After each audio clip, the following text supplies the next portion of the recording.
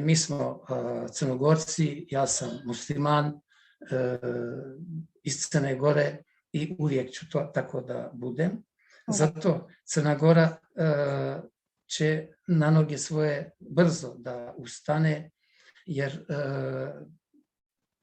šta treba Crnoj Gori, kao što sam rekao, ekonomski malo da se razvije, a to treba ljudi koji nas upravljaju, koji dođu na vladu,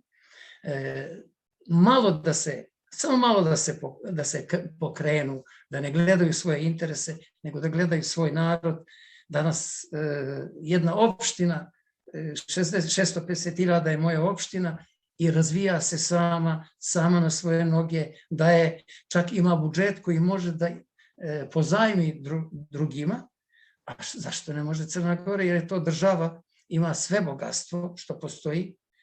I ja se nadam opet, ali mi kao dijaspora, crnogorska dijaspora u Turskoj, svi smo u situaciji bili zabrinuti. Sad ja mislim da polako to ide, da se to normalizuje i brzo će se normalizovati. Ako Boga mi se nastavi tako nedemokratski ponašanje, onda možemo i mi malo glasno to reagovati. Kao što je bio slučaj u prethodnoj godinu dana. U svakom slučaju, htjela sam samo Bedvi nešto kratko da kažem, kad si već pominjao to crnogorska dijaspora.